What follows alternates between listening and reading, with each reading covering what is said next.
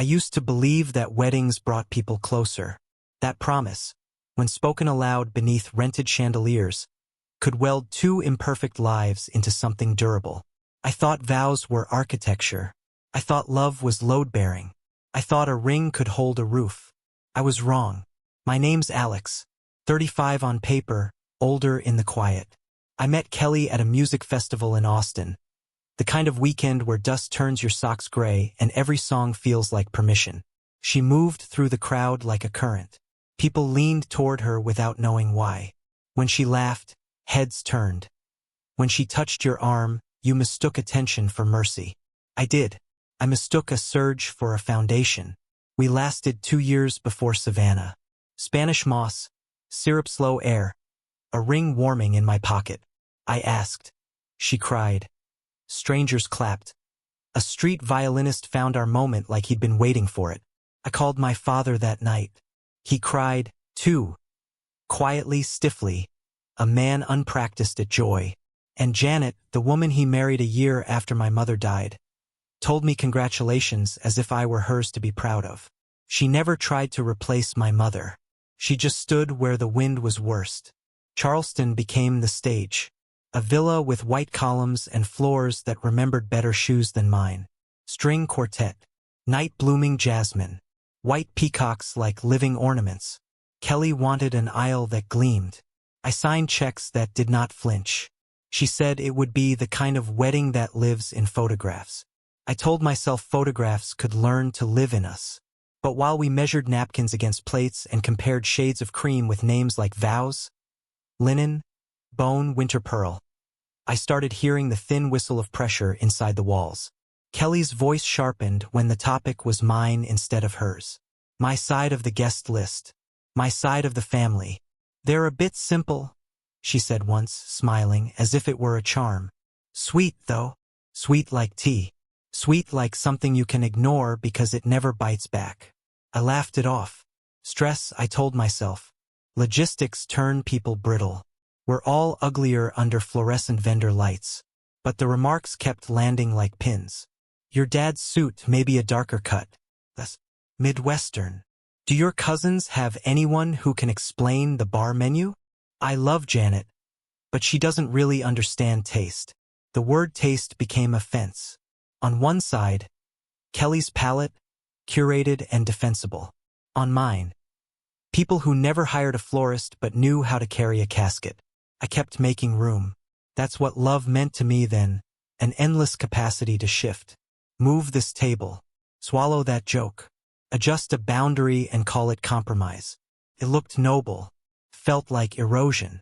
At night I'd scroll through budgets until the numbers blurred. Villa deposit. Quartet retainer. Tailoring, lighting, favors engraved with initials that still felt wet. I told myself that cost is just love translated into invoices. I told myself men are supposed to carry the heavy things, even the invisible ones. The truth is simpler.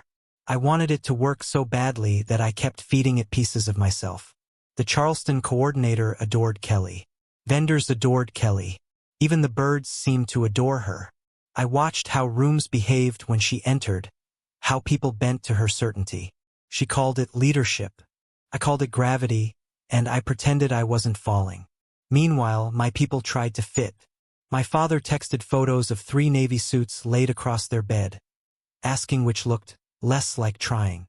Janet wrote notes to remind herself of names on Kelly's side, underlined twice, so she wouldn't say them wrong. She printed them small enough to hide in her clutch. That's the kind of woman she is. She prepares for other people's storms. The first hairline fracture, small, almost polite, appeared during a seating rehearsal at our kitchen table. Place cards like little tents, a paper landscape of belonging. Kelly moved my father to the front row center. She slid Janet's card to the second row, aisle. Immediate family up front, she said. She is, I said. Kelly didn't look up. I meant blood. The word landed without sound and still shattered something. Blood. As if grief had rules. As if the woman who learned the shapes of my mother's absence hadn't earned the front of anything. I stared at the cards. My name looked misspelled. I told myself I'd straighten it out later. I didn't. I let the wind push one more inch. That night Janet texted me a picture of shoes. 3 pairs lined up like volunteers. Wear the ones you like best, kiddo. And don't worry about seating. I'm happy anywhere. Called her. She made it easy. She always has. Then she added, careful, like she was setting down glass. Kelly phoned earlier. Lovely girl. She just wanted to set expectations. Expectations. Another quiet word that rearranges furniture while you're out of the room. A week passed and I stopped sleeping well. Dreams where the aisle kept moving away from me. Dreams where the quartet tuned forever. I woke to Kelly's lists and smiled until my jaw clicked. We toured the villa again. She measured light with her phone. Imagine the photos, she whispered. I tried. In my mind, the white peacocks looked like surrender. I kept thinking of my mother's hands, always busy, and how Janet never tried to mimic them. She just kept the porch clean. She showed up to my graduations. She saved the program when I spoke at my first jobs awards dinner. She clipped it and slid it into a plastic sleeve like it could be ruined by breath. When I broke the news about the engagement, she cried, then asked if my mother would have liked Kelly. I lied beautifully. It's what love demands when it wants to be seen as loyal. Kelly's friends became a chorus. They had opinions about my side's wardrobe, no off the rack, please. About the toast length, shorter from his side, so they don't ramble. About who should handle the guest book, someone tidy. I learned what elegance costs when the bill includes your pride. One afternoon, I caught Kelly describing my father as sweetly out of his depth to the florist. The florist smiled with all her teeth. I stood there holding sample ribbons like a man clinging to color in a gray room. I didn't correct her. I kept thinking about the word depth, how it only matters when you fall. Then came the rehearsal dinner. String lights, rented warmth, wine that made everyone softer around the edges. I was walking back from the parking lot when I heard the photographer ask one of Kelly's friends about *T lists. The friend laughed and said, easy as weather. Let's skip the stepmom in family frames. It muddles the story. Muddles the story. There are sentences that don't raise their voice because they don't need to. They cut because they feel like law. I stood behind the hedge and watched my breath turn into fog even though the air was warm. My feet didn't move. My hands did. They curled into a new kind of prayer. I found Janet inside minutes later. She was adjusting her shawl by a mirror, practicing invisibility like it was an art. You look beautiful, I said. She smiled at me, small and proud, and in her eyes I saw all the rooms she'd exited early, so I could have something that felt like peace. I said nothing about the photos. I couldn't aim that kind of truth at her. Not yet. I just stood there, counting the ways a man can fail a woman he calls mom. On the drive home I stopped at my aunt's place, the one who taught me that respect is a decision, not a reflex. Her porch light was a lighthouse. We sat with black coffee and the kind of silence that doesn't rush you. When I told her about the seating, about the photos, about the word blood, she exhaled like she'd been holding her breath for me. Respect is never accidental, she said. It's a habit. If she won't practice on your people now, she won't practice on you later. I didn't argue. I didn't have to. The truth had a chair at our table. I drove back to the villa at dawn on the wedding day. The staff were ghosts in headsets. The air smelled like sugar and rain. I walked the aisle alone and tried to hear my mother's voice. I heard my own instead, a quiet verdict forming.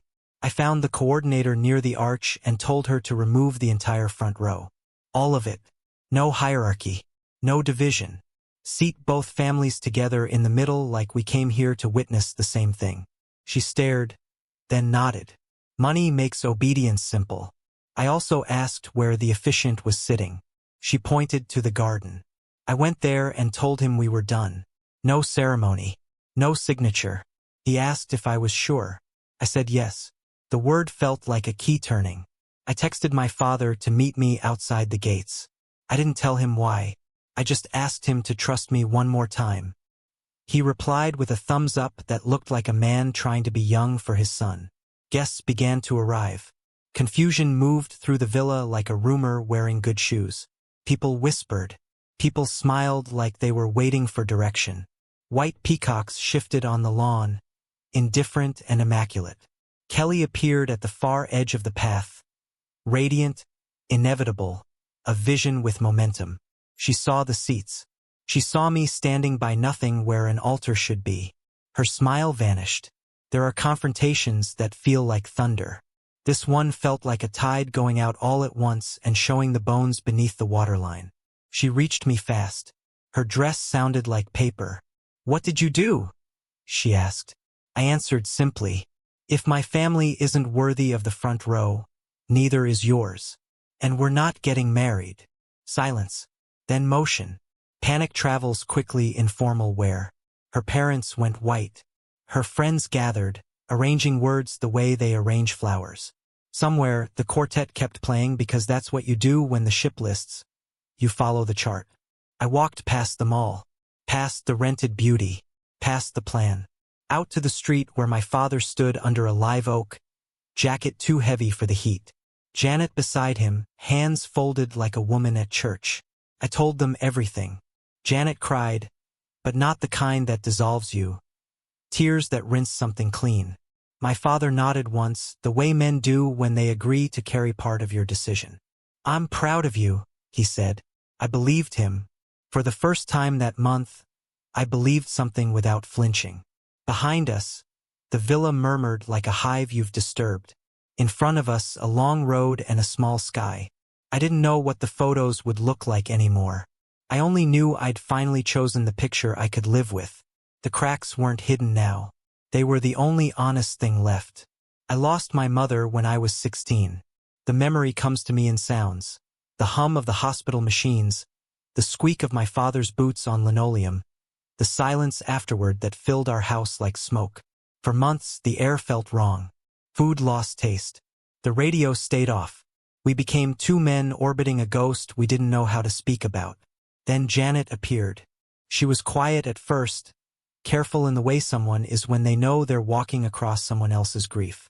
She didn't try to fill the space my mother left. She dusted around it. She packed my lunch for my senior year and never signed her name on the notes she slipped inside. "Just have a good day, kiddo." No signature.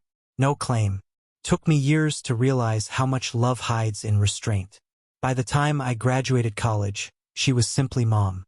Not because she replaced anyone, but because she earned it by showing up to every place no one asked her to. When I introduced her to Kelly, I thought they would understand each other. Kelly had that same polished calm that Janet carried. At least, that's what I told myself. But where Janet's calm came from kindness, Kelly's came from control. I didn't see it yet. I just thought they were two women who loved me differently and that love would be enough to bridge the difference. I was wrong. It started with a seating chart.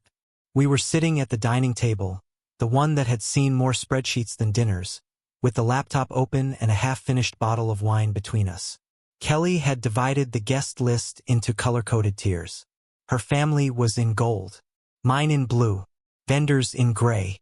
She leaned forward, dragging names across the screen like a general moving troops. "Your dad here," she said, clicking on the first row. "And Janet here." She dropped Janet's name in the second row. I noticed immediately. "Why not next to Dad?" I asked. Kelly didn't look up. "Front row is for immediate family." "She is immediate family," I said. She paused, then gave a small smile that was more condescending than cruel. "Sweetheart, I meant blood. You know how people talk. Blood.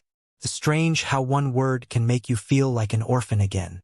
I stared at the screen. The little blue rectangles representing my side of the family looked smaller than her gold ones. Like even the software knew its hierarchy. I told myself it was nothing. Details. Semantics. Wedding logistics. But something inside me, something old and unhealed, stirred. The next day Janet texted me. A simple message. "Don't worry about seating. I'm happy anywhere. Just proud of you, kiddo. You should have made me feel better." Didn't. Because kindness from her always carried an echo. The quiet understanding that she had to shrink herself to keep the peace. Later that afternoon, my father called. His voice was hesitant, like a man walking on glass. "Son," Kelly reached out. Said Janet's okay with sitting further back. Just wanted to make sure we're not stepping on toes. My stomach turned. She called Janet? Apparently, he said. Told her not to take it personally. Said it's just for appearances. Appearances. I hung up, sat there for a long time staring at my reflection in the black laptop screen. It felt like watching myself disappear one compromise at a time. When I confronted Kelly, she tilted her head, unbothered. I was just trying to avoid awkwardness, she said. You know how your stepmom gets. How she gets. I repeated. You mean kind? Gracious? Too patient. She sighed, frustrated. Alex, you're overreacting. It's just seating. Nobody cares. But I cared. Because I'd watched Janet earn her seat at every table life tried to push her away from. That night, I called Janet. She picked up on the second ring, cheerful as always. Hey, sweetheart. I heard Kelly called you, I said. She hesitated for the briefest moment. She did. It's fine. She's just organizing things. Don't make it a thing. I don't like it, I said. Then fix it, she replied softly. But don't fight over me. You have enough to carry. That's the thing about Janet. She never asked to be defended, even when she deserved it most. The next morning, I found Kelly scrolling through photos of flower arrangements. She looked up with a smile. I was thinking peonies instead of roses. They feel more elevated. I almost told her what elevation costs when it's built on someone else's dignity. But I didn't. I nodded. Whatever you want. Because that's what I'd been trained to say, by love, by habit, by fear of another fight disguised as planning. Days passed. The villa staff sent updates. The quartet confirmed their set list. The caterer raised their price for last-minute adjustments. Everything was aligning. Everything looked perfect. Except it wasn't. Kelly's comments about my family became bolder now that the wedding was close enough to taste. She joked about how my cousins wouldn't know which fork to use. She said my father's tie looked a bit too department store. She laughed about Janet's dress being sweet, maybe for a garden party. Each remark landed softly, dressed in humor, but I heard what lived beneath. Contempt in pearls. I tried to deflect, tried to believe these were just words. But I couldn't stop seeing Janet's name sitting in the second row, printed neatly in blue ink. A reminder that even kindness has its assigned seat. A week before the wedding, Janet texted again. Need help with anything? I almost wrote back, yes. I need you to be treated like the woman who raised me, not a placeholder for one who's gone. Instead, I wrote, no, we're good. Love you. 2 nights before the rehearsal dinner, I went over to my father's house. He was polishing his shoes in the kitchen. Janet was steaming his shirt. They looked like 2 people who'd already been through a war and still chose to show up for another. Excited? Janet asked, smiling. I'm something, I said. She laughed softly. That's about right. When I left, she pressed a small envelope into my hand. For Kelly, she said. Just something old. Something borrowed. In the car, I opened it. Inside was a folded handkerchief embroidered with the initials MD, my mother's. Janet didn't have to give that to anyone, but she did, because she believed that love, even secondhand, could still be sacred. The next day, Kelly called. Janet dropped something off for me, she said. It's a nice but kind of dated. I'll keep it for the symbolism, I guess. I didn't answer. Later, while finalizing the photography schedule, I overheard Kelly's maid of honor talking to the photographer. We'll keep it clean, she said. No step-parents in the main family sh*ts. It's confusing for the album. Confusing.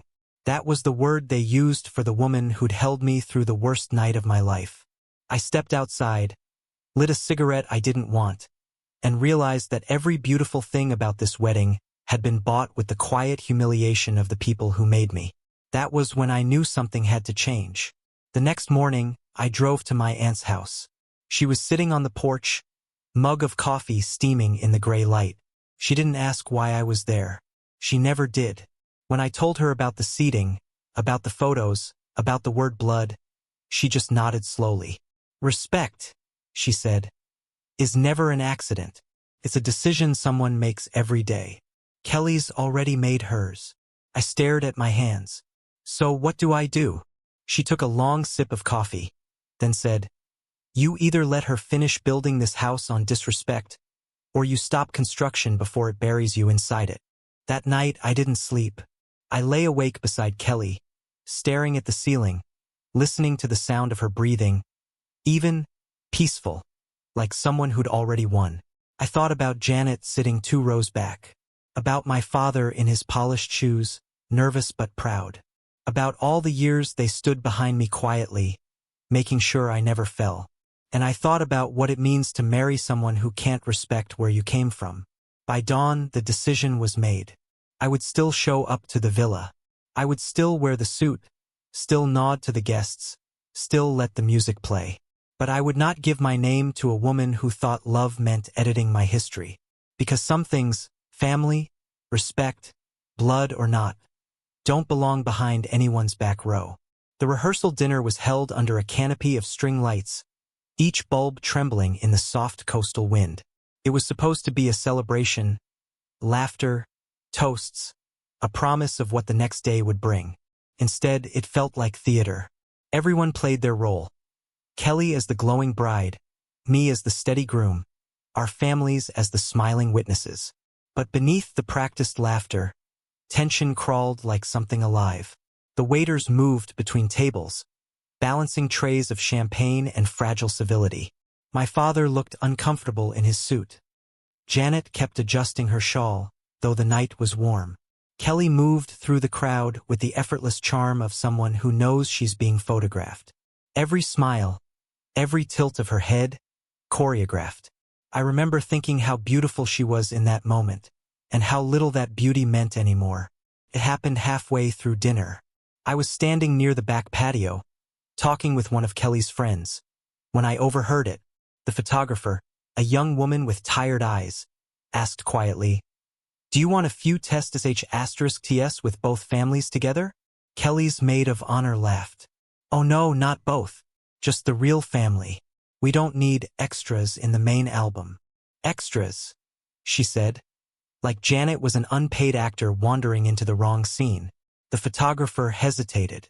"You mean?" The friend cut her off. "Yeah, let's skip the stepmom. It muddles the story." The words were casual, light, deadly. I stood there, glass in hand, every muscle in my body still. The laughter around me blurred. I heard the ocean in the distance, the steady breathing of something much older than human cruelty, and I realized I couldn't stand in this world another minute pretending it was love. For months, I'd been shrinking to fit into Kelly's version of us, the polished man beside the perfect woman. I told myself it was just her way, that she didn't mean harm, that she'd soften with time. But that night, watching her friends erase the woman who'd raised me, I understood the truth. She didn't need to soften. She believed she was already right. I found Janet later, standing near the edge of the courtyard. The light caught her hair, turning it silver at the edges. She looked peaceful, like someone who had accepted her place in every photograph that didn't want her. "You okay?" I asked. She smiled. Always. She wasn't, and neither was I. When the night ended, Kelly kissed my cheek, drunk on compliments. "Tomorrow," she whispered, "our forever starts. Forever." I said it back, but it tasted like rust. I didn't drive home. I drove to my aunt's. Her porch light burned like a small mercy against the dark. She opened the door without surprise, as if she'd been waiting. "Sit," she said, handing me coffee black enough to feel like consequence. I told her everything, the remarks, the seating, the photographs. She listened quietly, her fingers tracing the chipped rim of her mug. When I finished, she nodded once, like she'd heard the story 100 times before. "Respect," she said, "is never accidental. People don't trip and fall into kindness. They choose it, every day, over and over. Kelly's already chosen who she is." I stared at the floor. "If I walk away now, I'll humiliate her, her family, everyone. And if you marry her, you'll humiliate yourself," she said. "Which wound do you want to live with?" Her words landed like truth often does. Heavy, simple, impossible to ignore. The next morning, I drove to the villa before sunrise. The staff was already setting up chairs, folding napkins, tuning instruments. The world smelled of salt and nerves. I stood at the aisle and watched the ocean beyond it. It looked calm, deceitfully so. I imagined the ceremony, the smiles, the applause, the kiss, the perfect picture of a perfect life. And behind it, the quiet betrayal of every person who taught me love meant showing up, not performing. I found the event coordinator near the altar. She wore a headset, clipboard pressed to her chest. "Everything's on schedule," she said brightly.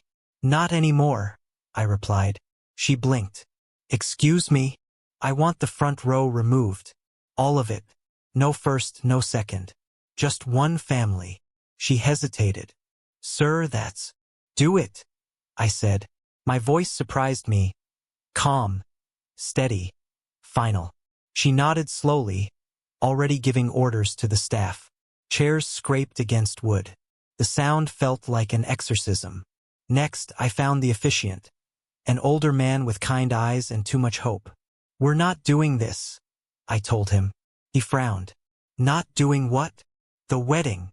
He studied me for a long moment. "Are you sure?" "Yes." He sighed, then closed his book. "Then let's make it clean. No drama if you can help it. No drama." As if such a thing were possible. I texted my father, "Meet me outside the gates in an hour. Bring Janet." He didn't ask why. He never did. Some fathers just know when to show up, even when they don't understand the reason yet. By noon, guests began arriving. The villa shimmered under the Carolina sun. Kelly's family appeared in coordinated tones of beige and champagne. Mine in blue and black, too honest for aesthetics.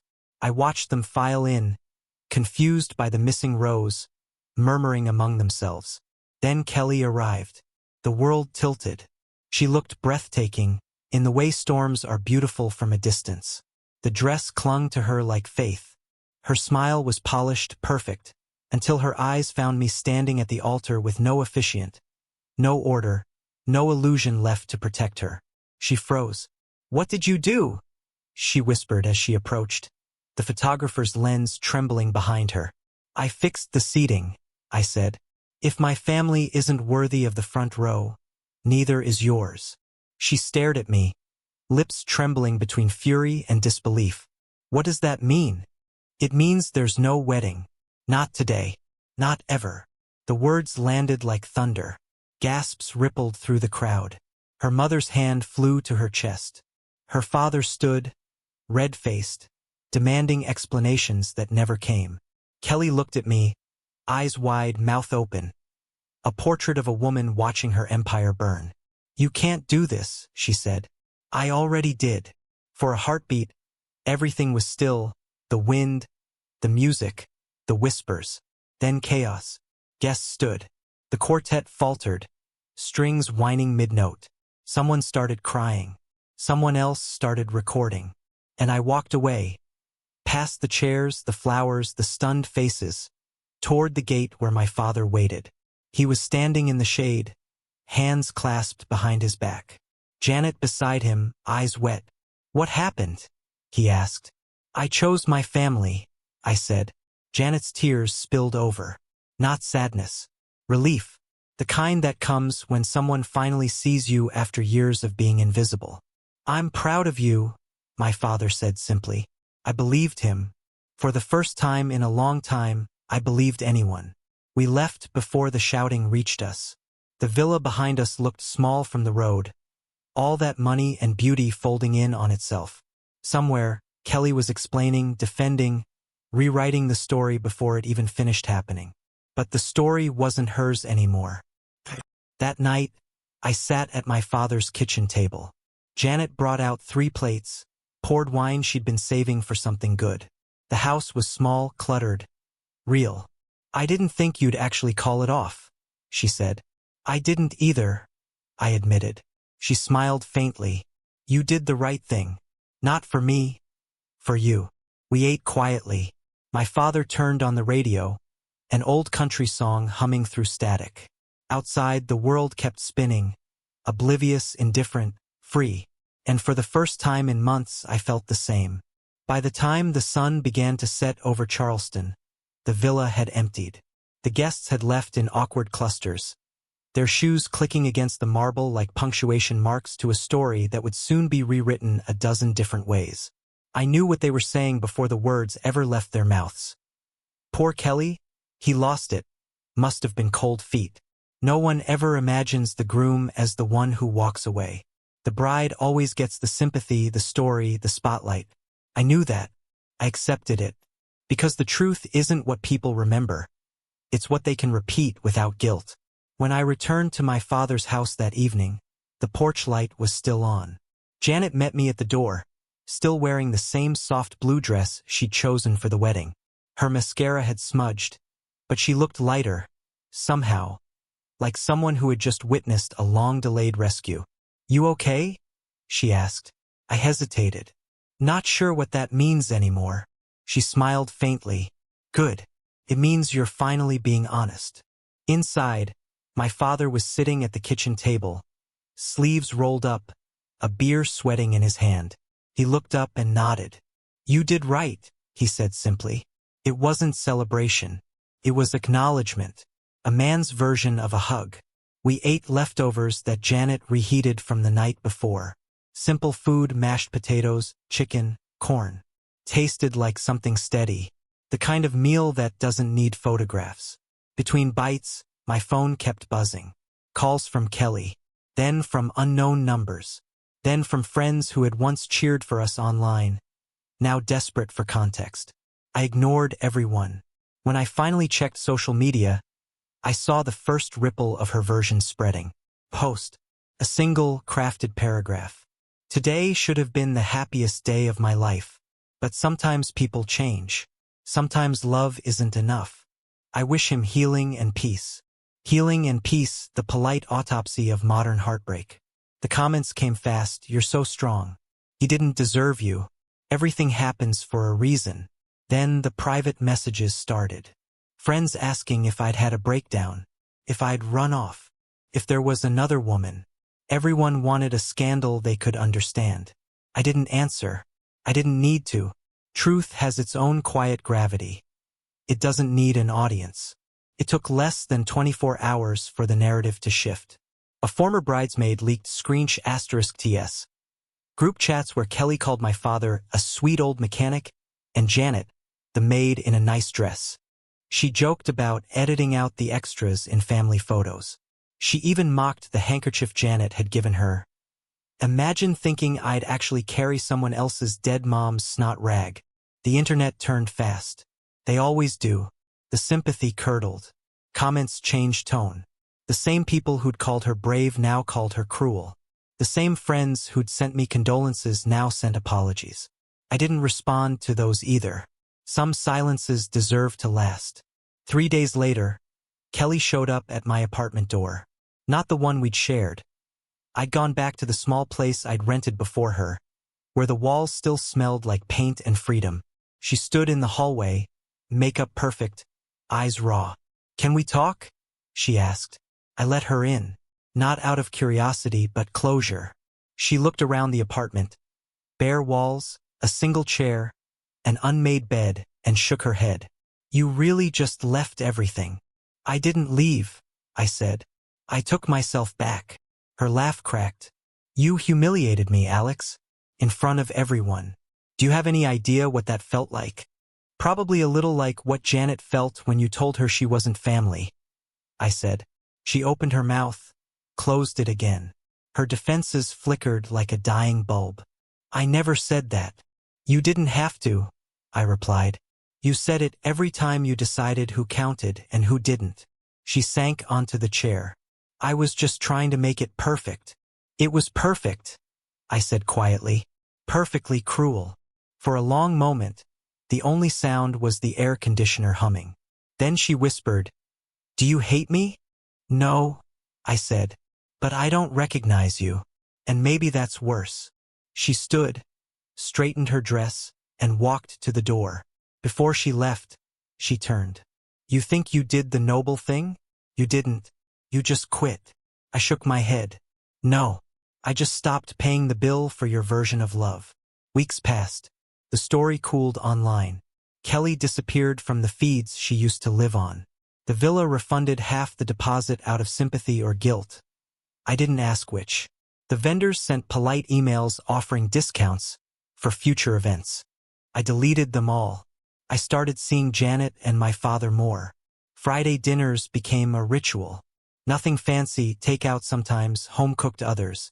My father would pour bourbon, Janet would talk about her garden, and we'd laugh about things that had nothing to do with heartbreak. One night, halfway through dinner, Janet said, "You know, your dad used to worry you'd end up too nice for your own good." My father smirked. "Looks like he's cured of that." We laughed, but underneath it was something tender, something that felt like belonging. Every now and then, Kelly would send a message. Short, ambiguous things. "I hope you're doing okay. Do you ever think about what we almost had? You'll regret this one day." I never replied, because regret is a currency I'd already spent. A month later, I ran into her mother at the grocery store. She looked smaller than I remembered. Weighed down by embarrassment, she didn't know how to hide. She gave a polite nod, forced a smile. "She's having a hard time," she said softly. "I'm sorry to hear that," I said, and I meant it. I didn't wish her pain, only distance. She studied me for a moment, as if looking for weakness, then said, "She really did love you." "Maybe," I said, "but she didn't respect what came with me. And that's the same thing as not loving me at all." Her eyes filled with tears she refused to let fall. She nodded once and walked away. 6 months later, I went back to Charleston alone. I parked outside the same villa, now hosting another wedding. The gates were open, the music faint. I didn't go inside. I just watched the white chairs lined up in rows. Symmetrical, perfect, empty, waiting for guests to decide who belonged in the front. A new couple stood under the arch where I'd ended mine. They looked radiant, terrified, hopeful. I hoped they'd learn what I had before it was too late. That the ceremony isn't the test. It's the first lie you have to stop believing. Back home, I framed a photo from that night at my father's table. The three of us laughing, plates half empty, light from the lamp spilling across the wood. It wasn't a glamorous picture. It wouldn't win likes, but it was real. And real is the only thing that survives the wreckage of pretending. I still think about Kelly sometimes. Not with anger, with understanding. She built her world on appearances because appearances never left her. I built mine on love and learned that love without respect is just a prettier kind of loneliness. People say walking away takes courage. They're wrong. It takes exhaustion, the kind that strips you down to honesty. And sometimes, honesty is all that's left when the music stops. So here's the truth. I didn't run. I didn't fail. I just refused to marry the lie. Was I wrong?